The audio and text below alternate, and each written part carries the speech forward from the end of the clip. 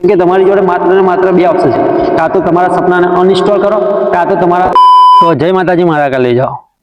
આજના એક નવા વિડીયોમાં તમારા બધાનું સ્વાગત છે। આજે આપણે વાત કરવાના છે કે તમારા સપનાને પૂરા કરવા માટે તમારે શું કરવું જોઈએ। મતલબ કે તમારે સપનાને પૂરા કરવા માટે હંમેશા અપડેટ રહેવું પડે। કાં તો સપનું ના પૂરું કરવું હોય તો અનઇન્સ્ટોલ કરી દો, મતલબ કે જે તમારું સપનું છે એને ભૂલી જાઓ।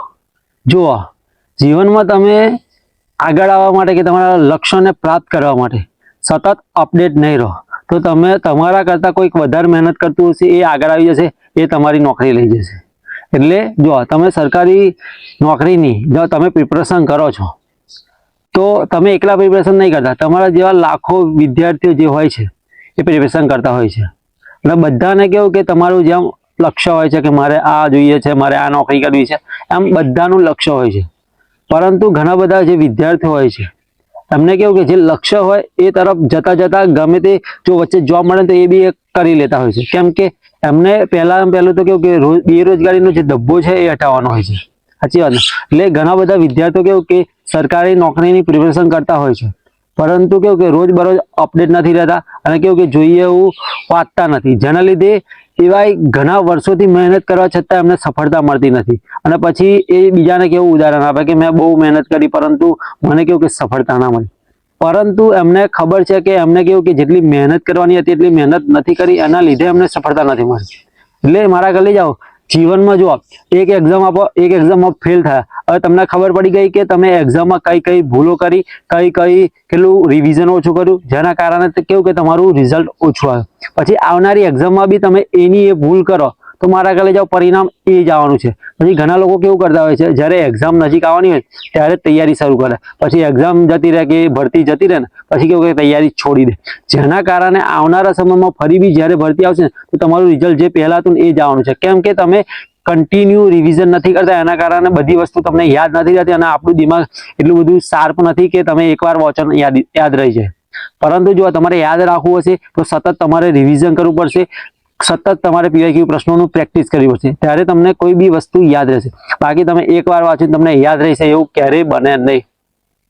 અને ઘણી બધી ડિટેલ કેવું કે નવી હોય છે, તમારા દિમાગમાં જાય છે તો ખરી પણ તમને કેવું કે સમયસર યાદ આવતી નથી। તમારા દિમાગમાં બધી વસ્તુ તમે જે વાંચી એ પડેલી જ છે, પરંતુ જે સમયે જરૂર છે ત્યારે યાદ આવવું એના માટે મારા કલે જાઓ આપણે રિવિઝન કરવાનું છે। એટલે ઘણા લોકો કેવું કે પોતાની લાઈફમાં તૈયારી તો કરતા હોય છે પરંતુ સતત અપડેટ રહેતા નથી, જે ભૂલો પહેલા કરી એ કન્ટિન્યુ ભૂલો કરતા હોય છે, જેના લીધે કેવું કે સફળતા મળતી નથી। એટલે મિત્રો, જ્યારે પણ આપણે સફળતા જોઈતી હોય તો સતત અપડેટ રહેવું પડે। જેવું એપ્લિકેશનમાં કેવું કે કંઈક ને કંઈક નવું ફ્યુચર આપણી એપ્લિકેશનમાં અપડેટ કરવાનું હોય તો કેવું કે અપડેટ કરવું પડે। જો તમે અપડેટ ના કરો તો કેવું કે તમારી એપ્લિકેશન લેગ મારે, સરખી રીતે ચાલે નહીં અને કંઈક નવા ફીચર આવ્યા હોય તમને મળે નહીં, એટલે અપડેટ કરવું પડે।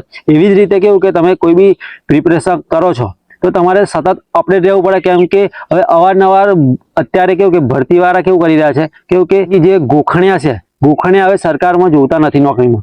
સમજદાર લોકોની કેવું કે ભરતીમાં જરૂર છે અને સમજદાર લોકો જે સમજદારીથી પોતાની એક્ઝામો આપે છે, સમજદારી વાળા પ્રશ્નો એક્ઝામમાં આવતા હોય છે, જેના લીધે સમજદારીથી તમે એક્ઝામ આપો, સમજદારીથી તમારા માર્ક્સ સારા એવા આવે તો તમારું સિલેક્શન થાય। અને મારા કલેજ હવે ગોખણ પટ્ટી બંધ થઈ ગઈ છે। પહેલા ચાલતું હતું કે તમે ગોખણ પટ્ટી કરી લો અને આટલું કરી લો તો તમારે કેવું કે સિલેક્શન થઈ જાય, પરંતુ અત્યારના હાલના સમયમાં કેવું કે એઆઈ નો જમાનો થઈ ગયો છે। હવે એઆઈ નો જમાનો થઈ ગયો છે ને એટલે કેવું કે બધા સ્માર્ટ બનવા માંગે છે। હવે પછી જો બધી રીતે સ્માર્ટ હોય તો પછી વ્યક્તિ પણ સ્માર્ટ હોવો જોઈએ। સાચી વાત કે ખોટી વાત તમે કહો? એટલે સરકાર પણ એવા વ્યક્તિઓને કેવું કે નોકરી આપવા માંગે કે જે સમજદાર હોય, સ્માર્ટ હોય, ખાલી ગોખણિયા ના હોવો જોઈએ।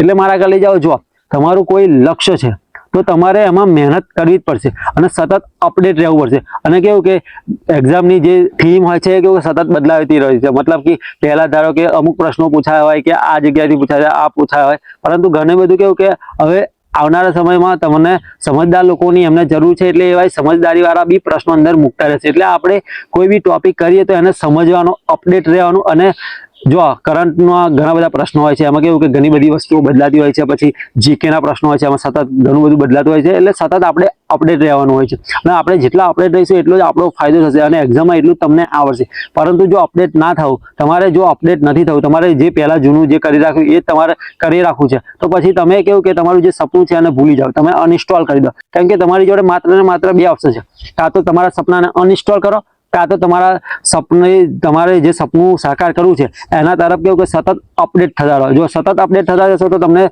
અવશ્ય કેવું કે તમને એ સફળતા મળશે. પરંતુ તમે સતત અપડેટ નહીં થાવ તો પછી જે લોકો અપડેટ થતા હશે એમને એ નોકરી મળી જશે, પછી તમને નોકરી નહીં મળે અને પછી તમે છેલ્લે અંતે તમે પછી હારી જશો અને પછી તમે ભગવાનને દોષ આપશો કે મેં આટલી બધી મહેનત કરી, મારા કિસ્મતે મને સાથ ના આપ્યો, ભગવાને મને સાથ ના આપ્યો. ક્યાંથી આપે? તમે સતત જે કરવાનું હતું એ તો કર્યું નહીં. જો તમે કરશો તો જ તમને સફળતા મળશે. સાચી વાત કે ખોટી વાત? તમે જ કહો. એટલે જો તમને આ વિડીયો પરથી કંઈ બી શીખવા મળ્યું હોય તો વિડીયોને લાઈક શેર અને સબસ્ક્રાઈબ કરી નાખજો. એક નવા વિડીયોમાં મળીશું. જય માતાજી, જય શ્રી રામ, જય હિન્દ, જય ભારત. અને પોતાની લાઈફમાં સતત અપડેટ રહેજો. અને જો આ સપનું જો તમે કંઈક સાકાર કરવા માંગો છો તો કાં તો અપડેટ થાવ, કાં તો અનઇન્સ્ટોલ કરો, કાં તો સપનાને ભૂલી જાઓ, કાં તો સતત એના તરફ મહેનત કરો અને અપડેટ રહો. સાચી વાત ને? Big thank you for being here. बहुत बहुत धन्यवाद।